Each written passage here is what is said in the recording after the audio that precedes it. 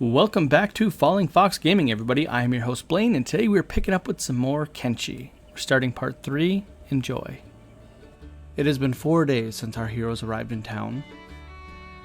They have spent most of their time helping the local population with simple tasks. Things like hauling goods or scavenging resources. The primary thing they've been doing, though, is helping guard.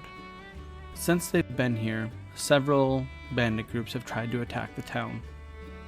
Each time, the local guards, the shinobi thieves, were nowhere to be found. Fox and the gang stepped in. They told the bandits that they would leave the town alone. If they did not, they'd be fighting a much larger force than they were expecting. They weren't just passerbys. Fox and his gang plan on staying here pretty much permanently, or at least nearby. If the bandits don't want trouble with an up-and-coming force, it was their time to leave. None of them took the offer. Over the course of the past few days, no less than 20 bandits have fallen to the group. The locals have been very pleased with the work that Fox and his gang have done. They offered them a plot of land with this building on it, free of charge. They were responsible for completing the reconstruction of it, but that is fine. The local shinobi thieves have been derelict in their duties. They don't help the town unless the town pays them the fee for joining the shinobi thieves, which the town cannot afford. It's 10,000 cats. Most people can't afford that. Instead, Fox has stepped in and mentioned to the local tavern keeper, who is kind of the most powerful person in town aside from the shinobi thieves, and came up with a deal, a bargain. Fox and his crew will mine resources, ironing copper. And in return, the town can trade building supplies, iron plates, things that Fox can't gain on his own currently. He knows the town doesn't have a lot of money, so the resources would be better used anyways, especially because they plan on building a mining outpost soon. So long as this deal went on, Fox said his group would hang around and guard. They would act as sentries 24/7. There's enough of them to keep shifts. And they've done so. For 4 days, they have defended this town night and day. And they've been successful every time. Not a single townsfolk has been lost or even passerby. There's even been a couple times where a party adventured out to hunt down some bandits to stop them from attacking the town. They didn't find them, of course, unfortunately, but they still made the effort. And that goes a long way with people that have nothing. But that's not what we're doing today. Today is something new. Fox knows that he wants to build a mining outpost relatively nearby, and he's heard that a town of Shek is just to the southwest, the town of Squin. He wants to head that way and scout the area and see if there's any good mining locations along the way. If he could set up a mining outpost in between the two locations, they would be set. It would be the perfect scenario for their group. So Fox, Dredge, X16, New, Oyer, and Bash are going to head out. They have a map of where they need to go to get to Squin, and so they're going to search along the way. If they find a location, they're not going to be picky. They don't need to search 30 different locations and choose the best one. They may set up multiple outposts in the future, but for now they just need a starting one. And so they're going to head out. Just outside the walls, Fox starts up a conversation with the group. He begins to ask them how they feel things are going. And this is the group that he knows will be honest with him. They'll call him out on his BS. They'll say whether or not they're comfortable with things the way they are. The current party believes that maybe we grew too fast. Did we take on too many members, more people than we can feed? We haven't even found a suitable location for a home yet, and we're already claiming that we can start up a trading operation. This is one of the local mining spots where we've mined some resources recently to help with the town. It's how we're able to afford rebuilding our building that we currently have. Fox mentions that there are many places out here that are abandoned, left alone from even the bandits. Wildlife is abundant. The mining alone will help the hub rebuild. He wants to help rebuild hubs so that way it's not just an abandoned outpost that once was a city in between the Shek Kingdom and the Holy Nation. He wants a place where travelers can stop in and feel comfortable sleeping in a building that's not collapsing. The squatters there deserve to have better buildings. They can't really make a life for themselves in the current situation of a hub. There's no jobs, no nothing. Fox wants to help with that scenario. He wants to help in any way that he can. He knows they're about halfway to the city of Squin, and so Fox begins to kind of keep his eye out. He knows that in these type of regions there's usually mining veins, either copper or iron, sometimes both. Once or twice when he was chasing bandits out here, he spotted a vein that he wanted to go investigate, but he knew he had to return back to hub first. Making sure everyone was safe was a top priority.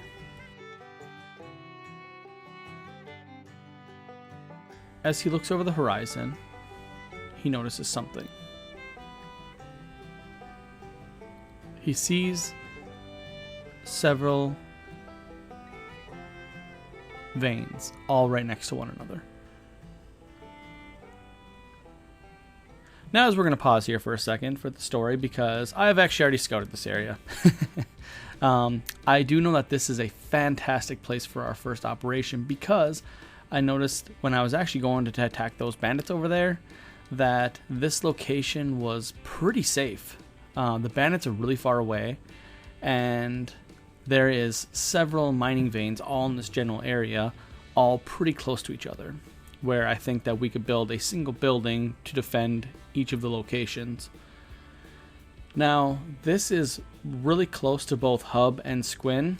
I have not actually been into Squin yet, so that's something we're probably going to do next time, or maybe, at the end of this episode we'll head there. But so this is what I want to show you.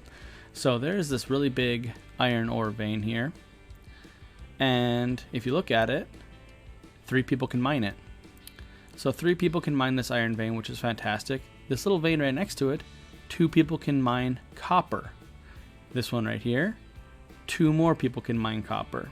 But it gets even better because just right over here, another person can mine copper. Now that right there, that's 5 copper, and then this one down here is also a copper one too, but that's a little bit out of the way because you have to go kind of down the hill in a weird way to get to it. So this is where we're going to build. We're going to build a building right here, and from there, see there's Hub right up here, so you guys can actually see how close it is. It's literally like a stone's throw, like a 5-minute walk. And if we rotate right over here, in between these 2 big mountainy kind of things right here in front of us, that's the town of Squin. So that's how close we are to both Squin and the Hub. And we're not in either of their territories. So we are effectively safe from, we're like basically exactly halfway. We're safe from the Shek people and the Hub people in terms of, claiming territory. So this is where we're going to build. I'm going to go ahead and do a little bit of mining, do some trading, get the building supplies. Actually, I think we have the building supplies and iron plates to actually set up the base, because I think I calculated ahead of time, so that we can set up a single building and then some storage. So once we completed that, we will come back. It should only take a handful of minutes, so not too much time will pass.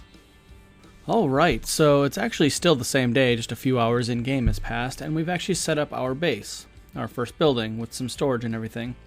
Now, we brought the entire group over here, so that way everyone can contribute to fighting off these stupid bandits and animals that keep attacking us. Since we've been here, in like the 8 hours that we've been here, we've been attacked by like 3 bone dogs and like 5 bandits, so a little annoying. And now we have some traders on their way over here, but they don't have anything that we probably want, so we're probably just going to go ahead and skip that conversation. So let me show you what we kind of have. So we have a storage place built for iron plates. Then we have a storage container for leather. Well, actually 2 storage pieces for leather, because we bought a whole bunch of it at the hub. And some linen. That's what we have up top here.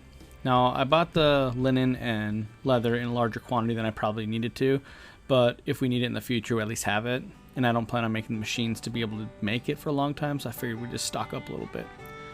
But then down on the main floor, we actually have our storage for copper and iron here. So iron over here, and then down here, copper. So now we can just mine pretty much and max those out without having to actually pay attention to our people mining. They'll do that kind of by themselves. But what we're going to do is we're going to eventually, this is not at the moment, but we're going to separate the group into a mining group, a guard group, and then an adventuring group. So right now, everyone's just going to guard. I want to actually make contact with Squin, because in order to make the training dummies that I want, we actually need steel bars, and Hub doesn't sell steel bars.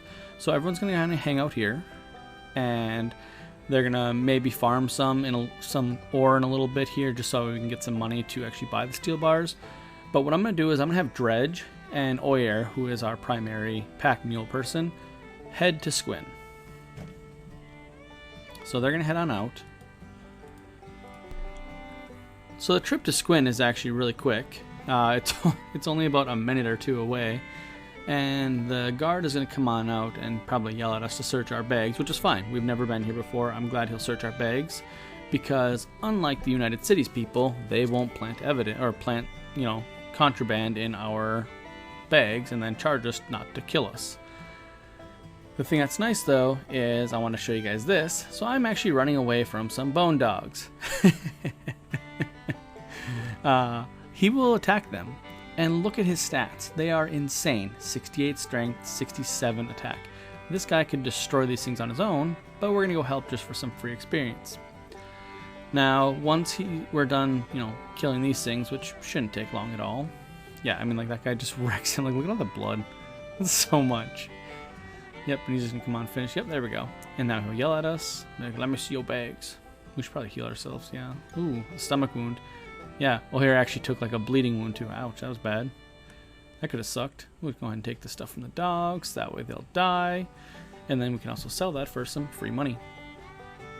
And then once we actually get up onto the platforms, I think where they check our bags. So we'll just go on up here. There we go. Let me see your bags. Oh, stop first. Guess that makes sense. Yep, so we'll just do a simple show them our gear check, and because we don't have any contraband on us, I don't know what these guys actually consider contraband. Maybe it's like the Holy Flame Book or whatever. I don't know if these guys hate that or not. I honestly don't remember. But I don't think they care of pretty much anything that I've ever brought in here, so I'm not sure what they consider contraband. But there we are. Free to head on in. And they'll stop us every once in a while. They don't stop you every time. It's just kind of random when it does. Oh, someone's attacking our base. Oh, must have just been one of the random bandits getting up. Yeah, there's like bandits and bone dogs that just wander through this area frequently, so we're probably going to be like constantly under attack. But it's usually only like 1 or 2 people, so I'm not going to worry about it most of the time. Now here's Squin. Squin is one of my favorite towns in the game because of its location. It's just kind of in between this little canyon here. And the first building here is Watchtower, which is also like their police headquarters, where you can turn in bounties and whatnot. And I don't think we've seen anybody with a bounty. Oh, the preacher actually had a bounty, so we could have technically brought him here. Be a long trip for that money.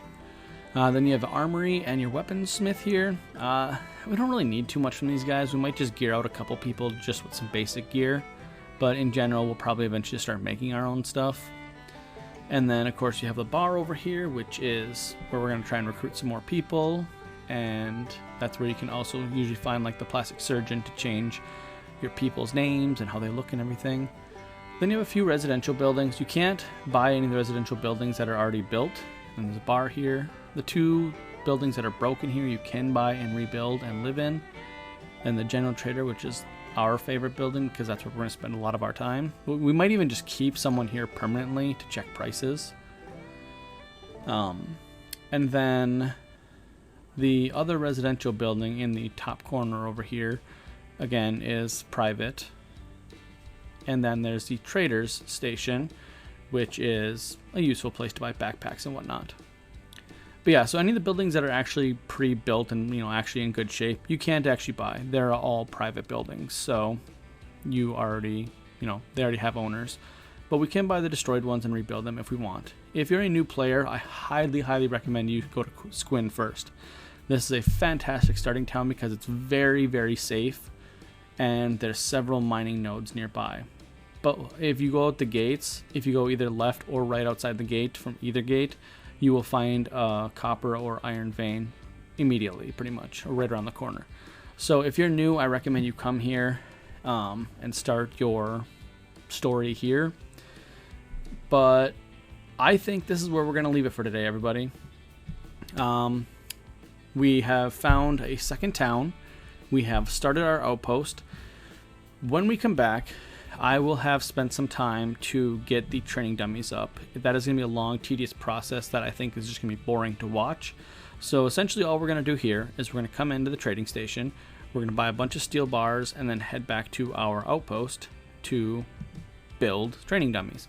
Once all the training dummies are up, that's when I will start the next video. And yeah, thank you guys for watching. I'll see you next time.